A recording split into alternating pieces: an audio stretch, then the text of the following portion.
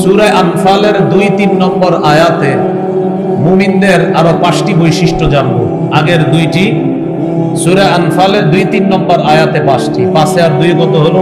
৭টি। সূরা আনফালের ২-৩ নম্বর আয়াতে যে ৫টি বৈশিষ্ট্য আল্লাহ আলোচনা করেছেন, ইন্নামাল মুমিনুনাল্লাযীনা ইযা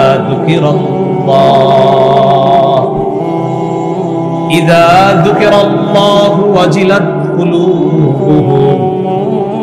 মুমিন তারা যাদের সামনে আল্লাহর কথা স্মরণ করা হলে, আলোচনা করা হলে, আল্লাহর জিকির করা হলে তাদের অন্তর কেঁপে ওঠে, অন্তরে ভীতি সঞ্চার হয়, অন্তর কাঁপতে থাকে, আল্লাহর ভয় জাগ্রত হয় তাদের অন্তর।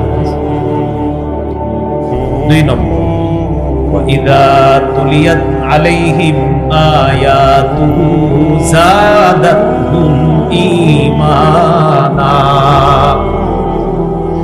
যাদের সামনে কোরআনের আয়াত তেলাওয়াত করলে এই তেলাওয়াত তাদের ঈমান আরো বাড়ায় দেয়। আমরা কোরআন তেলাওয়াতের সময় কথা বলি, চারদিকে তাকাই, কোরআন তেলাওয়াত চলা অবস্থায় কথা না বলা, মন দিয়ে শোনা। আজকে একটু আগে এখানে হযরত মাওলানা কারি আমজাদ সাহেব তেলাওয়াত করছিলেন, আমার সাথে কয়েকজন এসে মুসাফা করছে, কাজটি সঠিক হয়নি। ওই সময় কোরআন তেলাওয়াত শোনা, মুসাফার প্রয়োজন নেই তো। তাহলে এই আয়াতের দ্বিতীয় বৈশিষ্ট্য, কোরআনের তেলাওয়াত করলে তেলাওয়াত তাদের ঈমান বাড়ায় দেয়। তো তেলাওয়াতের সময় আমরা দুনিয়ার সব কাজ করি, ঈমান কোথায় বল? ৩ নাম্বার, ওয়া আলা রাব্বিহিম ইয়াতাওয়াক্কালুন। যারা তাদের রবের উপর ভরসা করে। রবের উপর ভরসা কাকে বলে? সাহাবী রাসূলুল্লাহ সাল্লাল্লাহু আলাইহি সাল্লামকে জিজ্ঞাসা করলেন, ওগো আল্লাহর রাসূল, আমরা আমাদের বাহনগুলা মাঠের মধ্যে ঘাস খাওয়ার জন্য ছেড়ে দেই, আল্লাহর উপর ভরসা করি। তাদেরকে আমরা বাঁধন খুলে দিয়ে ছেড়ে দেই, তারা ইচ্ছা মতো ঘাস খাবে, আবার আমাদের কাছে চলে আসবে, আল্লাহর উপর ভরসা আছে, আল্লাহ নিয়ে আসবে। নবীজি বলেন, এটাকে তাওয়াক্কুল বলে না, এটাকে ভরসা বলে। তাওয়াক্কুল বা ভরসা বলে তুমি মানুষ হিসাবে যথাসাধ্য চেষ্টা করবা। যেমন গরু, ঘরে গরু বাঁধবেন, বাঁধার পর আয়াতুল কুরসি পরে দরজা বন্ধ করবেন, এরপর বলবেন আল্লাহ ভরসা, আমার গরুর কিচ্ছু হবে না, এটাকে তাওয়াক্কুল বলে। গরুর ঘরে গরু রাখলেন আর দরজা খোলা রেখে বললেন কোনো সমস্যা নাই, আল্লাহ ভরসা, চুরি হবে না, এটাকে তাওয়াক্কুল বলেন। ইমাম সাহেবের কাছে দোয়া চাইলেন, আমার যেন আগামী মাসে ১০,০০০ টাকা হয়। ইমাম সাহেব দোয়া করে কিন্তু টাকা আসে না।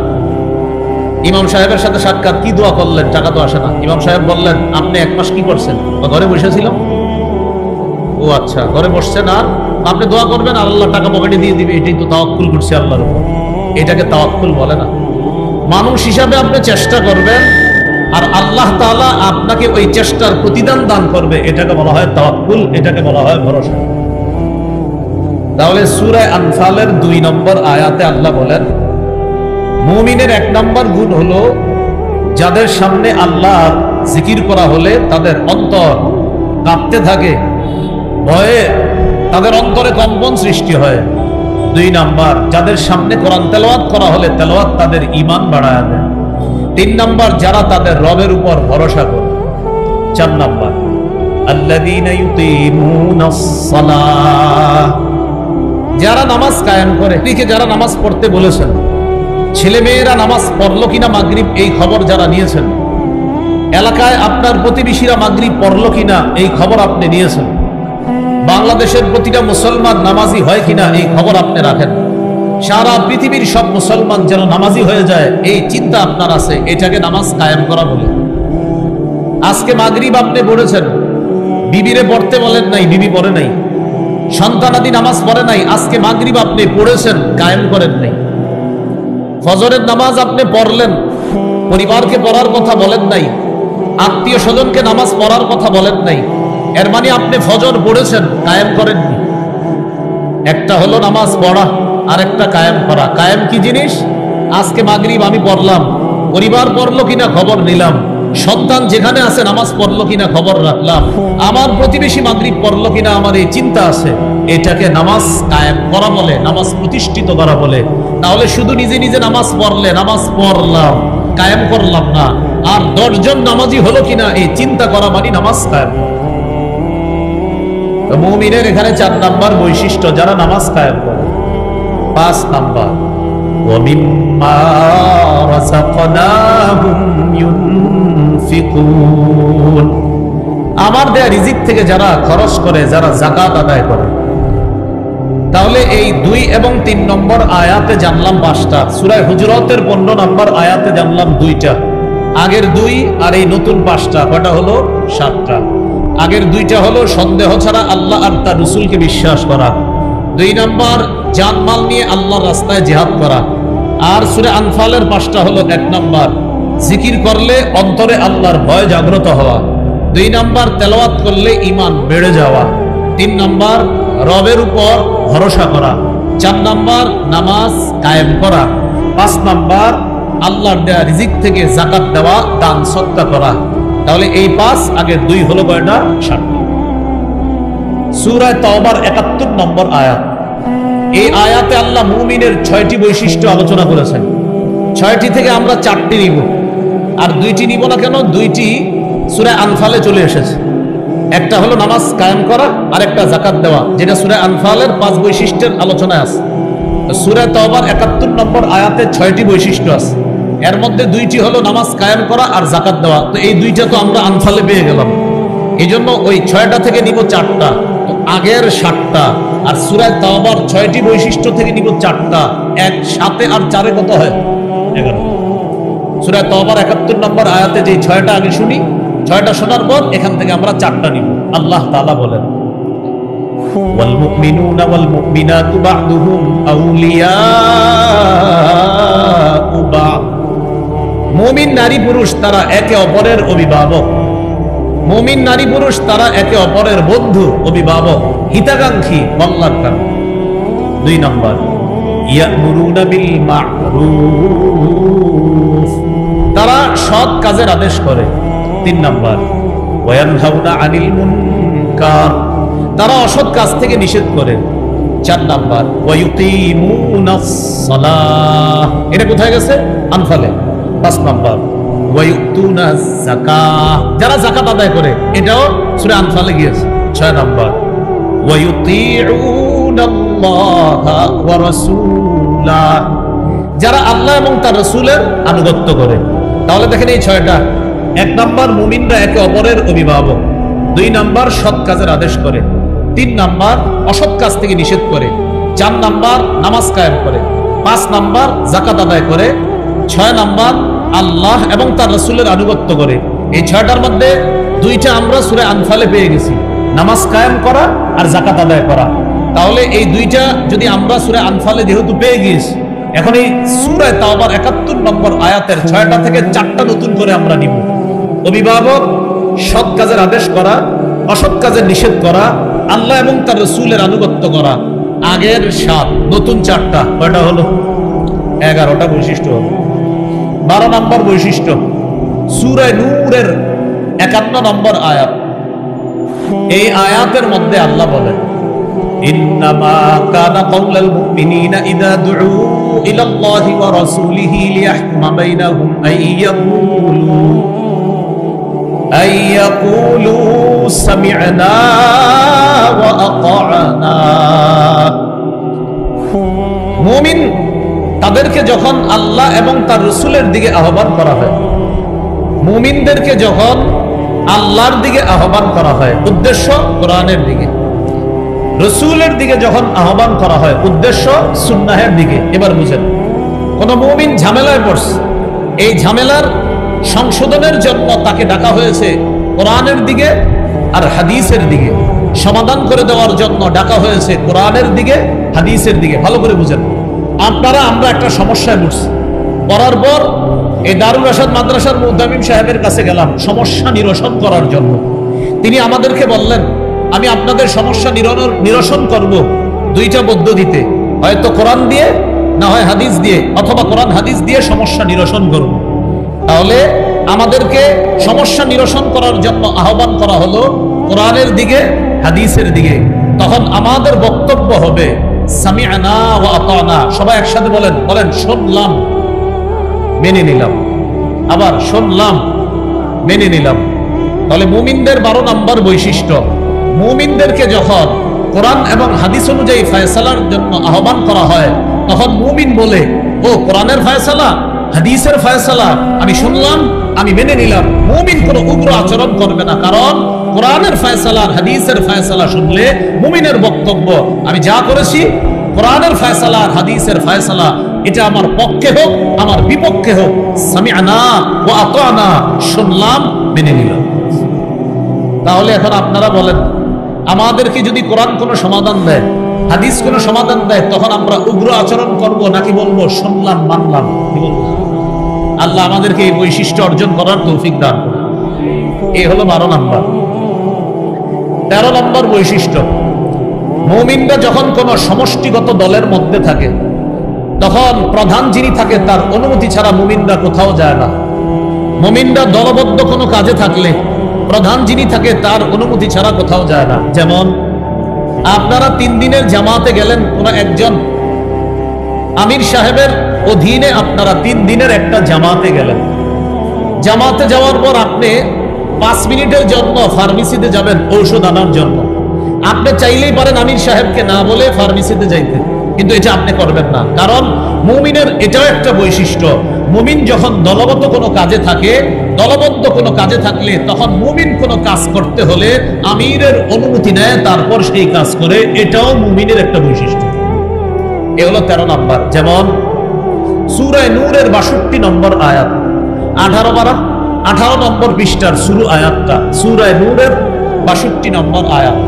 খন্দকের যুদ্ধ চলতেছে, পাথর কেটে কেটে গর্ত খনন করা হচ্ছে। রাসূলুল্লাহ সাল্লাল্লাহু আলাইহি সাল্লাম এবং সাহাবায়ে কেরাম সবাই এই পাথর খননের কাজে অংশগ্রহণ করছে। এই কষ্টদায়ক কাজের মধ্যে সাহাবীরা না খেয়ে পেটের মধ্যে পাথর বাঁধছে, রাসূল সাল্লাল্লাহু আলাইহি সাল্লামের পেটেও পাথর বাঁধা। প্রচন্ড কষ্ট হচ্ছে, এক তো গরম, আবার পাথর কেটে গর্ত খনন করা। সেখানেও মুনাফিকরা কি করে? মন চাইলে তারা ভেঙে যায়। আর মুমিনরা কি করে? আল্লাহ বলে, হাবিব, মুমিনরা যদি কোথাও যাইতে হয় আপনার অনুমতি ছাড়া এই কষ্টের কাজ ছেড়েও তারা কোথাও যাবে না, যাইলেও আপনার অনুমতি নিয়ে তারা যাবে। কারণ দলবদ্ধ কাজের মধ্যে তারা যখন থাকে, তখন তারা প্রধান যিনি থাকে তার অনুমতি ছাড়া তারা কোথাও যায় না। যেমন আল্লাহ বলেন, ইন্নামাল মুমিনুনা আল্লাযীনা আমানু বিল্লাহি ওয়া রাসূলিহি ওয়া ইযা কানু মা'আহু আলা আমরিন জামি' লাম ইয়াযহাবু হাত্তা ইস্তাযিনু। প্রকৃত মুমিন তারা যারা আল্লাহকে আর তার রাসূলকে বিশ্বাস করে, যারা নবীর সাথে দলবদ্ধ কোনো কাজের মধ্যে থাকলে, সমষ্টিগত কোনো কাজের মধ্যে থাকলে নবীর অনুমতি ছাড়া, লাম ইয়াযহাবু হাত্তা ইস্তাযিনু, নবীর কাছে অনুমতি ছাড়া তারা কোথাও যায় না। তাহলে মুমিনের 13 নম্বর বৈশিষ্ট্য, সমষ্টিগত কোনো কাজের মধ্যে থাকলে তাদের দায়িত্বশীল প্রধান যিনি থাকে তার অনুমতি ছাড়া মুমিন কোথাও যায় না। এটা মুমিনের 13 নম্বর বৈশিষ্ট্য। মুমিনের 14 নম্বর বৈশিষ্ট্য। আর এই 14 নম্বর বৈশিষ্ট্যটা বলার জন্য আমি লম্বা আলোচনাটা টানলাম। এই 14 নম্বর বৈশিষ্ট্যটা খুব গুরুত্ব দিয়ে শুনেন। মুমিন আমানতদার হবে, এটা 2 বার বলেন সবাই, আমি সহ বলেন, মুমিন কি হবে? আবার বলেন, আমানতদার হবে। এটা মুমিনের একটা বৈশিষ্ট্য, 14 নম্বর বৈশিষ্ট্য। সূরা নিসার 58 নম্বর আয়াতে আল্লাহ বলেন, ইন্নাল্লাহা ইয়া'মুরুকুম আন তু'আদ্দুল আমানাতি ইলা আহলিহা। নিশ্চয় আল্লাহ তোমাদেরকে আদেশ করেন তোমরা যেন আমানত হকদারের কাছে যথাযথভাবে পৌঁছে দাও।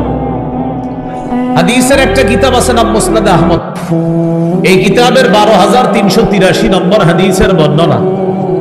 قال رسول الله صلى الله عليه وسلم لا إيمان لمن لا أمانة له।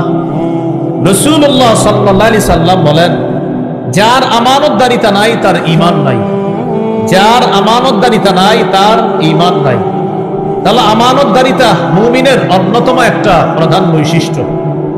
আমানতের খেয়ানত, যেমন কুফর করা সবচেয়ে বড় খেয়ানত। কি করা ভাই? আবার বলেন, কি করা? কুফর করা সবচেয়ে বড় খেয়ানত।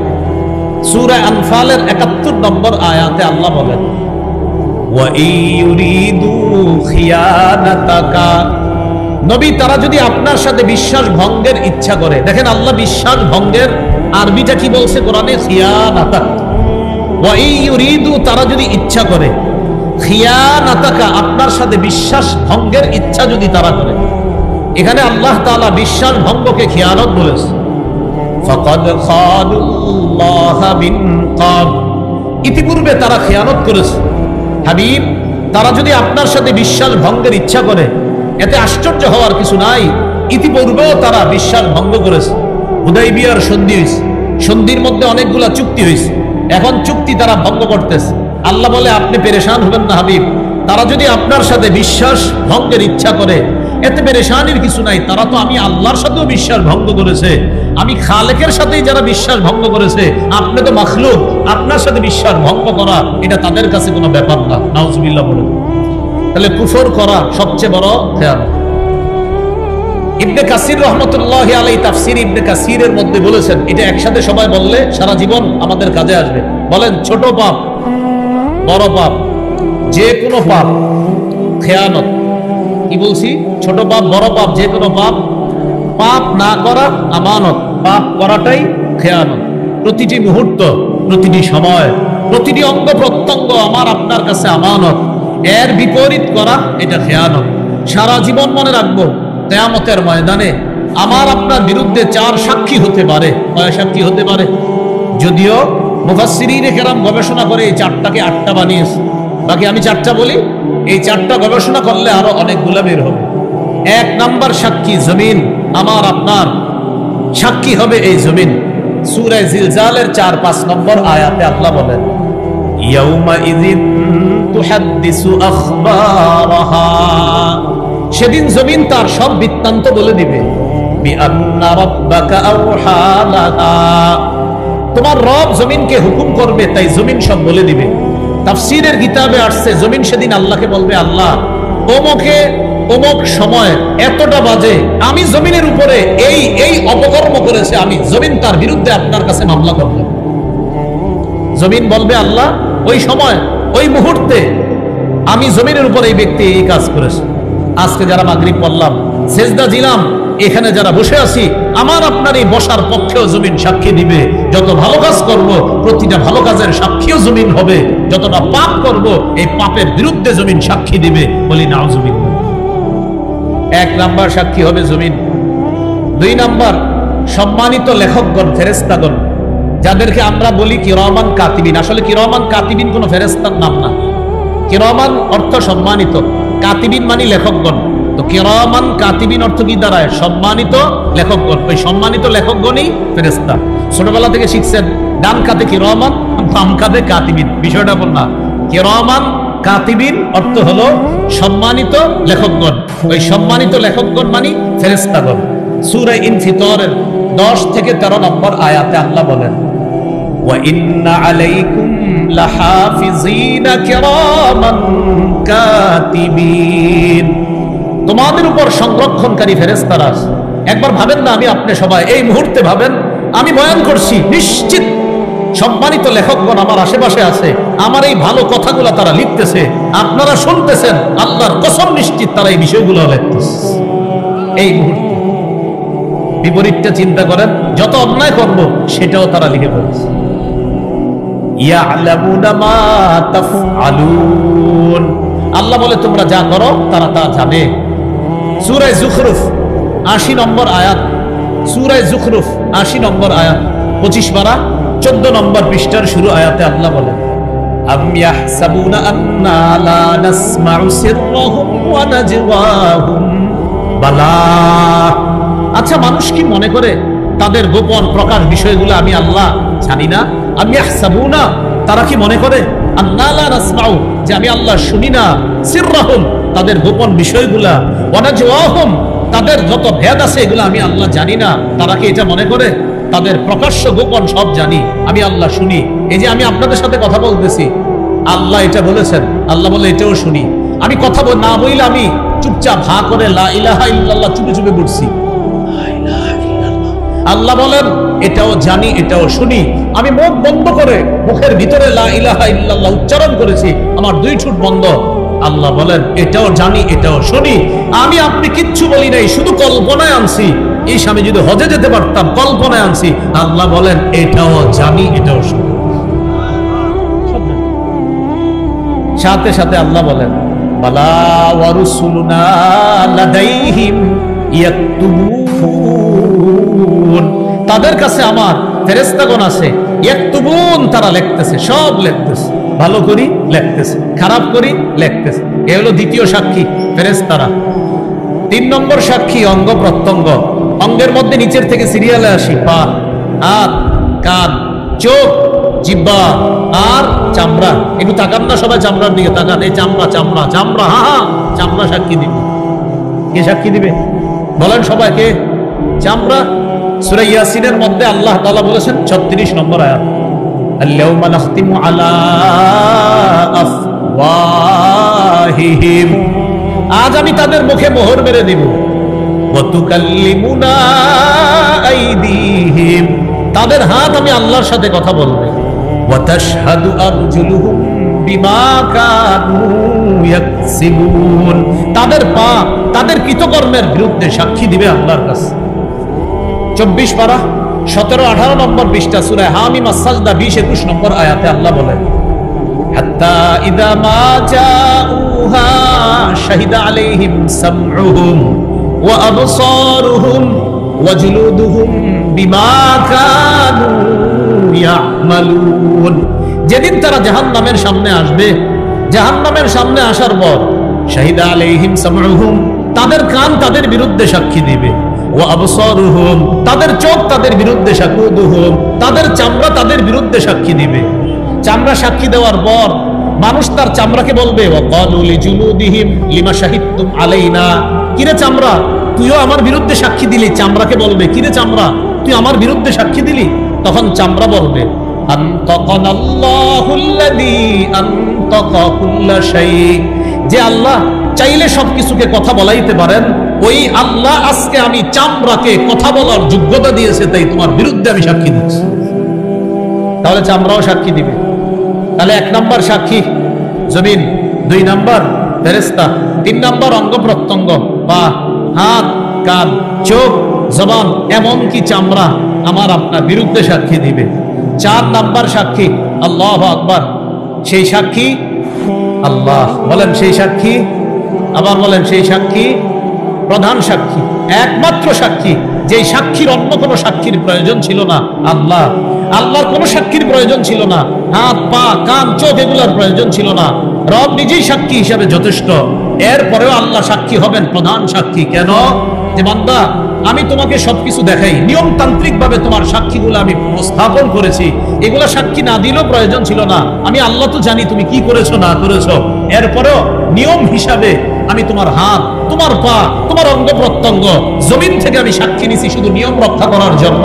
আমি আল্লাহ এগুলার মুখাপেক্ষে না, আমি তো দেখছি তুমি কি করছো আর না করছো। এই জন্য প্রধান সাক্ষী কে বলেন তো? আল্লাহ। বলেন প্রধান সাক্ষী কে? হ্যাঁ আল্লাহ প্রধান সাক্ষী। ওয়াকাফা বিল্লাহি শাহিদা, সাক্ষী হিসাবে আল্লাহ যথেষ্ট।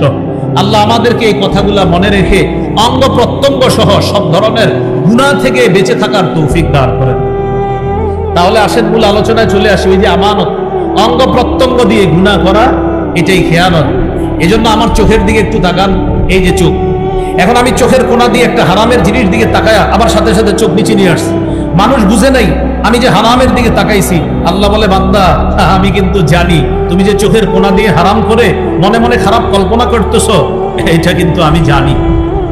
সূরা গাফির বা সূরা মুমিনের 19 নম্বর আয়াতে আল্লাহ বলেন ইয়ালামু খাইনাতাল আয়ুনি ওয়া মা তুখফিস সুদূর, চোখের চোরাই, চোখের খেয়ানত, ইয়ালামু তিনি জানেন, চোখের খেয়ানত, চোখ কোনা দিয়ে চুরি করে কি দেখে হারাম জিনিসের দিকে, ওয়া মা তুখফিস সুদূর, আর অন্তরে কি খারাপ কল্পনা করে, আল্লাহ বলে এটা আল্লাহ জানেন।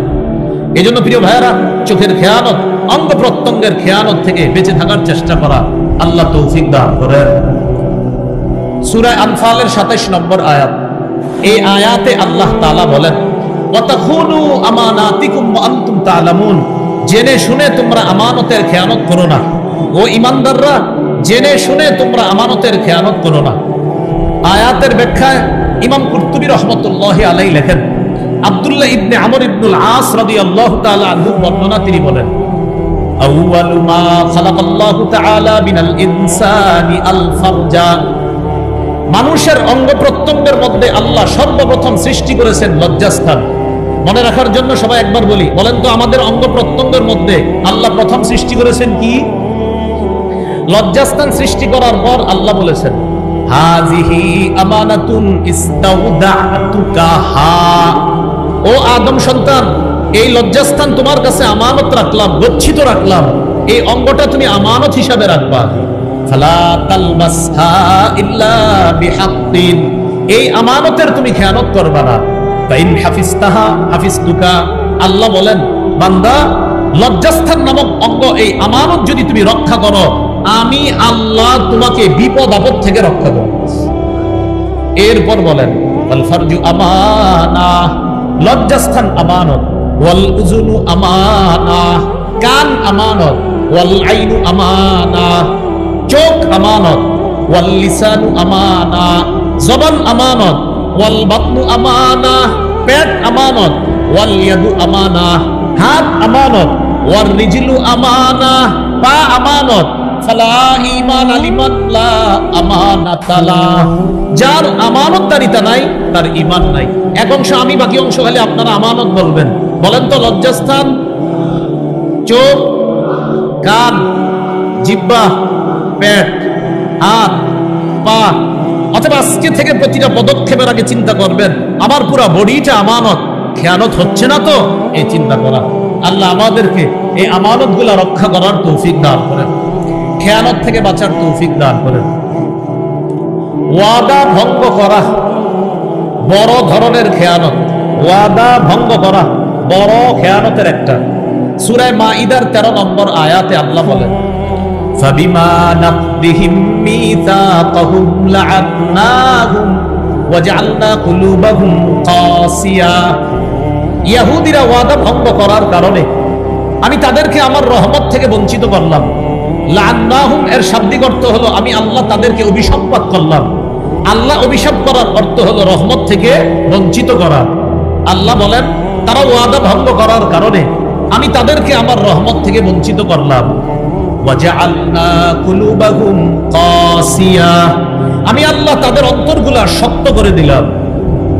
ইউহাররিফুনাল কালিমা আম মাওয়াদিহি ওয়া নাসু হাজ্জাম মিম্মা যুক্কিরু বিহি, ইহুদিরা তাওরাতের সঠিক বিষয়গুলা আপন জায়গা থেকে সরায়া দেয়। তারা তাওরাতের সঠিক বিষয়গুলা আপন জায়গা থেকে সরায়া তারা বিকৃত করে দেয়। আল্লাহ বলেন, এই বিকৃত করাটা এটা ওয়াদা খেলাফ করা। এই জন্য আমি আল্লাহ তাদেরকে রহমত থেকে বঞ্চিত করলাম। ওয়ানাসু হাজ্জাম মিম্মা যুক্কিরু বিহি, তাদেরকে যে উপদেশ দেওয়া হয়েছে এই উপদেশ তারা ভুলে যাওয়ার কারণে আমি আল্লাহ তাদেরকে অভিশাপ করলাম, তাদেরকে রহমত থেকে বঞ্চিত করলাম। বর্তমানে আমাদের মুসলমানদের ধর্মীয় গ্রন্থের নাম কোরআন। এই কোরআনের অপব্যাখ্যা হয়, এই কোরআনের অপব্যাখ্যা সংসদের মতো পবিত্র জায়গায় দাঁড়ায়ও করা হয়।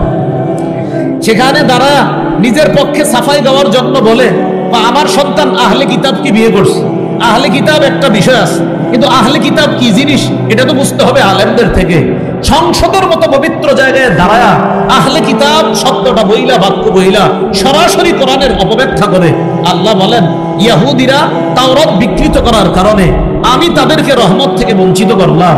মুসলমানদের মধ্যেও কিছু মুসলমান শুধুমাত্র নিজের ভয়ঙ্কর একটা চরিত্রকে প্রতিষ্ঠিত করার জন্য প্রয়োজনে কোরআনও যদি বিকৃত করতে হয়, কোরআন বিকৃত করতেও ইতস্তত করে না, শুধু নিজের খারাপ অবস্থা টিকিয়ে রাখার জন্য।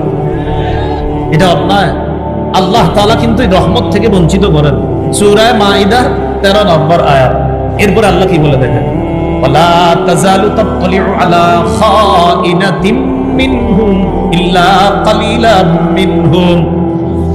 আল্লাহ তাআলা বলেন, নবী ভবিষ্যতে আপনি কিছু ইহুদি ছাড়া বেশিরভাগ ইহুদিদের থেকে খেয়ানত দেখতেই থাকবেন। আজও পর্যন্ত ইহুদিরা খেয়ানত করে।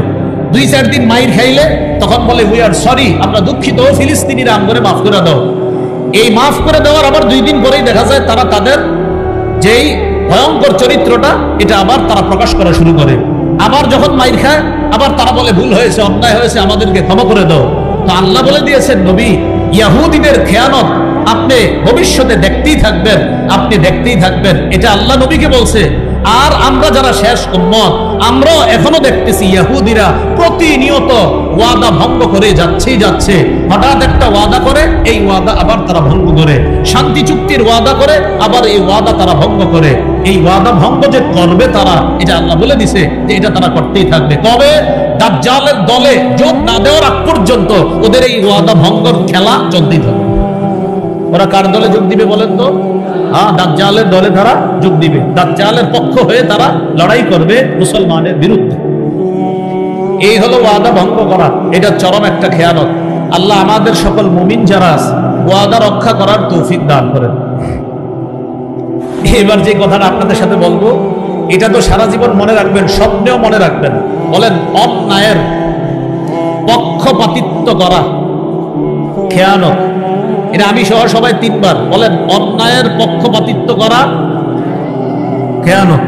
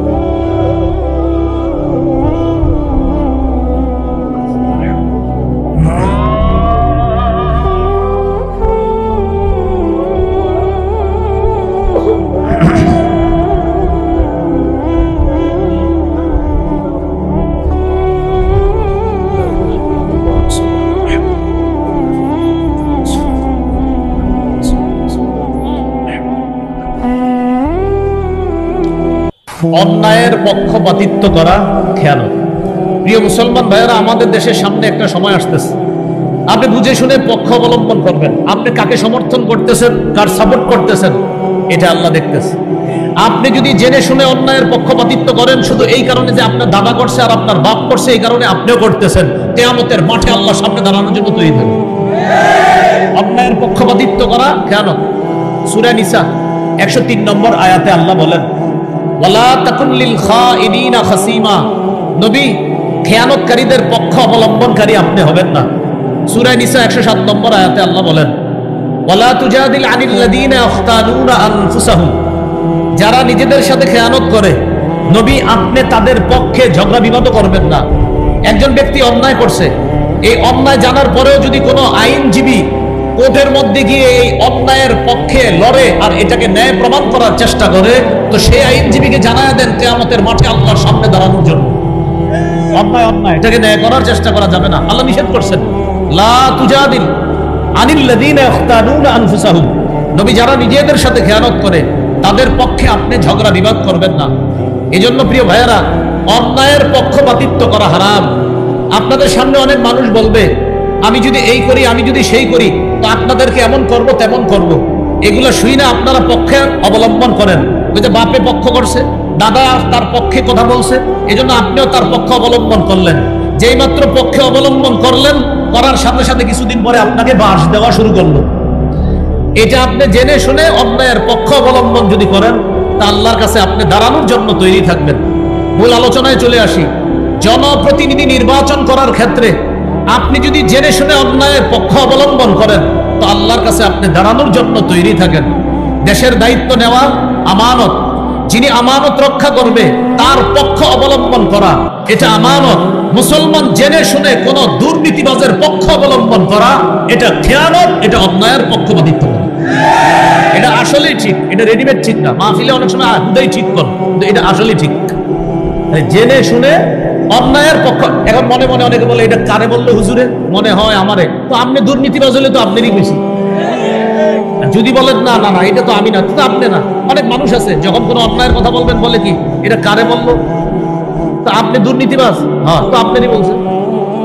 হুজুর সুদের ওয়াজ করার পর বের হয়, গত 6 বছর তো আপনার বয়ান সুন্দরী ছিল, আজকে হঠাৎ সুদের ওয়াজ করা কি দরকার ছিল? তো হুজুর জিজ্ঞাসা করে আপনি সুদ খান? না, কি বলেন, মাঝে মাঝে একটু ছোট কিস্তি দিই। তো ওয়াজ তো আপনারই করা হয়েছে।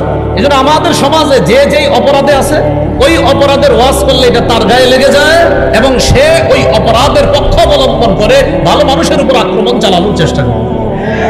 এই জন্য অপরাধ কেউ নিজের গাড়ে নিবেন না। আজকের এই অংশটা সবচেয়ে গুরুত্বপূর্ণ একটা অংশ। বুঝে শুনে পক্ষ অবলম্বন করবেন। কোন অন্যায়ের পক্ষপাতিত্ব যদি করেন তো আল্লাহর সামনে দাঁড়ানোর জন্য তৈরি থাকেন। আমি আল্লাহর কসম করে বলছি, অন্যায়ের পক্ষ অবলম্বন যদি করেন তো আল্লাহর সামনে দাঁড়ানোর জন্য তৈরি থাকেন। আল্লাহ আমাদেরকে কথাগুলো বুঝার তৌফিক দান করেন। ভুল পরামর্শ দেওয়া খেয়ানত। আবু দাউদের হাদিস 3657 নম্বর হাদিস। এই হাদিসের মধ্যে আসছে মান আশারু আলা আখিহি বিআমরিন ইয়ালামু আন্না রুশদা ফি গায়রিহি ফাকাদ খানা। কেউ যদি কোনো ব্যক্তিকে এমন বিষয়ে পরামর্শ দেয় সে জানে এটা সঠিক পরামর্শ না, আমি ওনাকে একটা পরামর্শ দিলাম, আমি জানি পরামর্শটা সঠিক না, ইচ্ছা করেই দিছি উল্টা পরামর্শ, রাসূল বলেন এটা খেয়ানত করলাম। ভুল পরামর্শ দেওয়া খেয়ানত। এবার আরেকটা অংশ আসছে, এটা আমার সাথে বলেন অযোগ্য ব্যক্তিকে যোগ্যতার আসনে বসানো, অযোগ্য ব্যক্তিকে নেতৃত্ব দেওয়া আমানতের খেয়ানত। আবার অযোগ্য ব্যক্তিকে নেতৃত্ব দেওয়া আমানতের খেয়ানত। সহিহ মুসলিমের হাদিস 1825 নম্বর হাদিস, কিতাবুল ইমারাহ, বাবু কারাহাতিল ইমারাহ মিন গায়রি যুরুরা। এই অধ্যায়ে ইমাম মুসলিম রাহমাতুল্লাহ আলাইহি একটা হাদিস আনছেন। নবীজির একজন সাহাবী নাম আবু যর, তিনি নবীজির একদিন বলে আল্লাহ তাস্তামিলুনি, হুজুর আপনি অনেককে প্রাদেশিক গভর্নর বানান, আমাকে আপনি গভর্নর বানাইতে পারেন না? এক সাহাবী নবীজিরে বললেন হুজুর আপনি আমাকে গভর্নর বানাইতে পারেন না? নবীজি বললেন ইয়া আবু যর ইন্নাকা দাঈফ, আবু যর তুমি দুর্বল মানুষ, তুমি পারবা না এত বড় দায়িত্ব পালন করতে। ইন্নাহা আমানা, গভর্নরের পদ এটা আমানত। ওয়া ইন্নাহা ইয়াউমাল কিয়ামাতি খিজিয়ুন ওয়া নাদামা, এই আমানতের খেয়ানত যে করবে কিয়ামতের ময়দানে এটা লাঞ্ছিত হওয়ার কারণ হবে, এটা অপদস্থ আর অপমানিত হওয়ার কারণ হবে।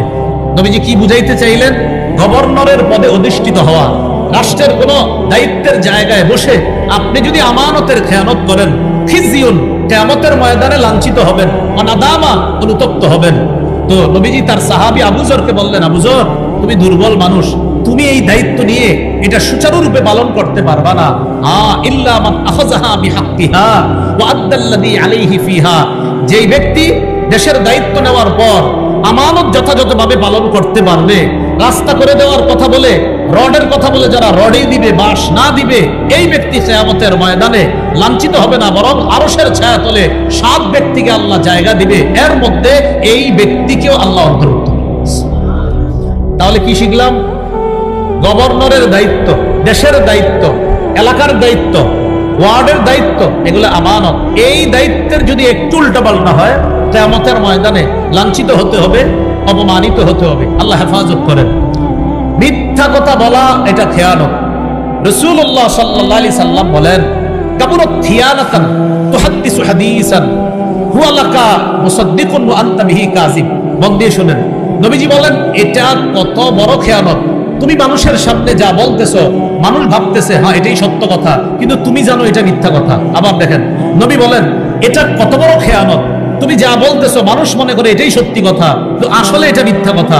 আল্লাহ নবী বলেন এটা অনেক বড় খেয়ানত।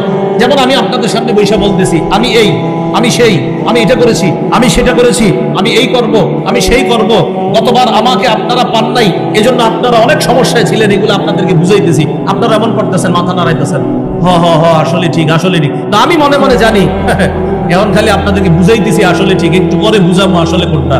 তো নবী বলেন তুমি এমন কথা মানুষকে বলো আর মানুষ মাথা নাড়ায় বুঝায় যে তুমি সত্য বলতেছো, তো তুমি জানো যে তুমি মিথ্যা বলতেছো। নবী বলেন এটা কত বড় খেয়ানত। তুমি যে মানুষকে বলো যেটা মানুষ মনে করে সত্য, আসলে তুমি বলতেছো মিথ্যা কথা, তাহলে এটা সবচেয়ে বড় একটা খেয়ানত।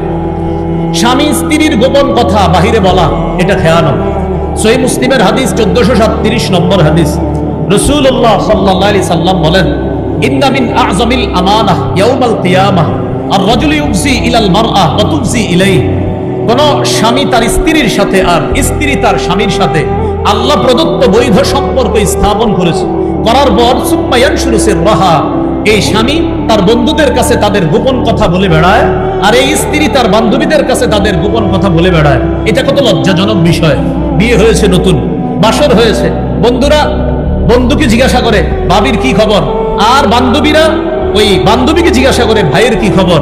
এবার বান্ধবী ভাইয়ের সবকিছু বলতে থাকে আর বন্ধু তার স্ত্রীর সবকিছু বলতে থাকে।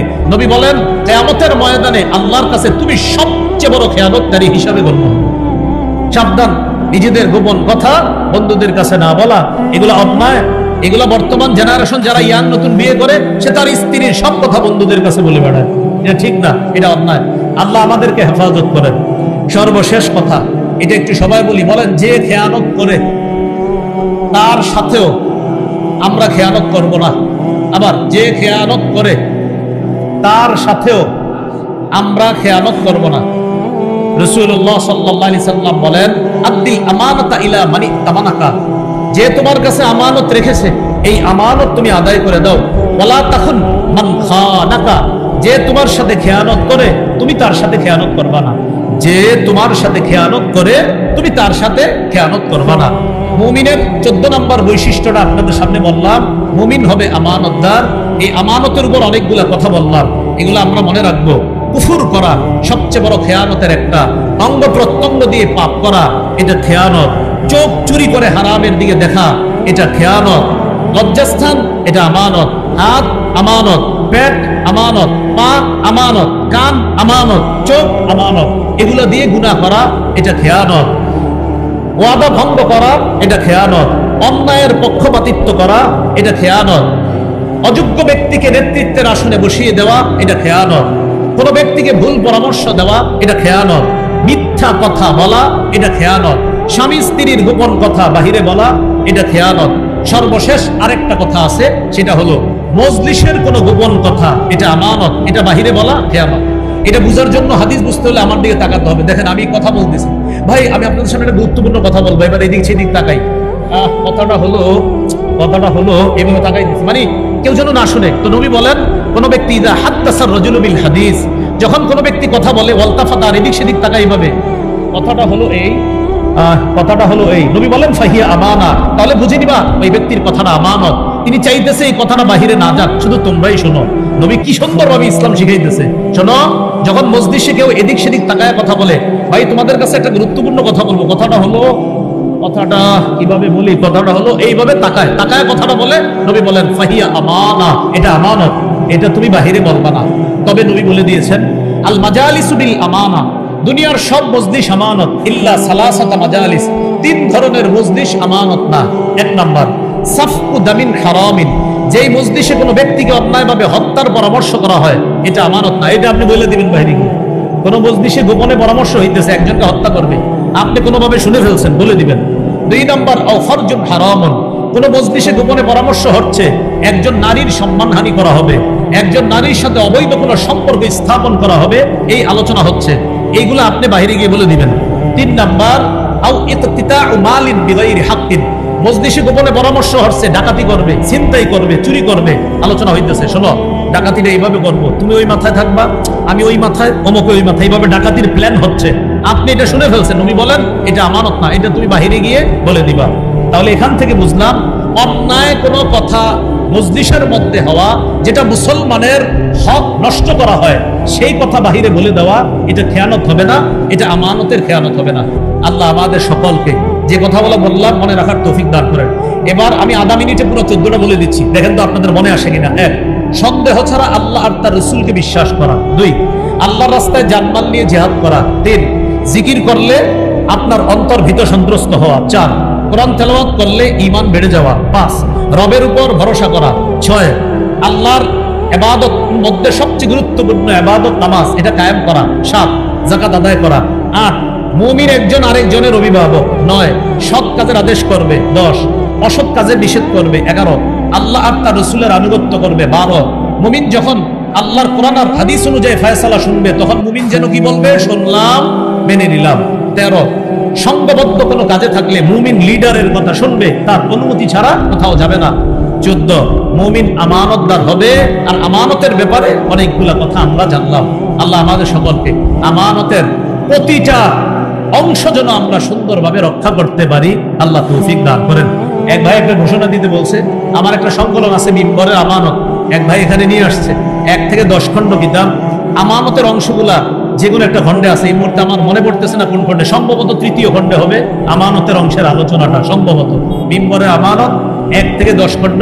প্রথম খণ্ড সন্তানের 64টি অধিকার, 2য় খণ্ড শিরিক বেদাত, 3য় খণ্ড হালাল হারাম, 4র্থ খণ্ড স্বামী স্ত্রীর অধিকার, 5ম খণ্ড লা ইলাহা ইল্লাল্লাহর ব্যাখ্যা, 6ষ্ঠ খণ্ড নামাজ, 7ম খণ্ড 8ম খণ্ড নামাজ এবং বিভিন্ন নাপাক পাকের মাসাইল, 9ম খণ্ড যাকাত, রমজান, নাফরমানি সম্পর্কে আলোচনা, 10ম খণ্ড রমজান পরবর্তী করণীয়, 8টি করণীয়, হজ, কোরবানি আর মুহররম মাস সম্পর্কে আলোচনা। এক ভাই এখানে নিয়ে আসছে, আমাকে বলছে বলে দেওয়ার জন্য বলে দিলাম, যাদের প্রয়োজন হয় তার থেকে সংগ্রহ করে নিতে পারেন। মিম্বরে আমানত, উনি এই মুহূর্তে কোথায় আছে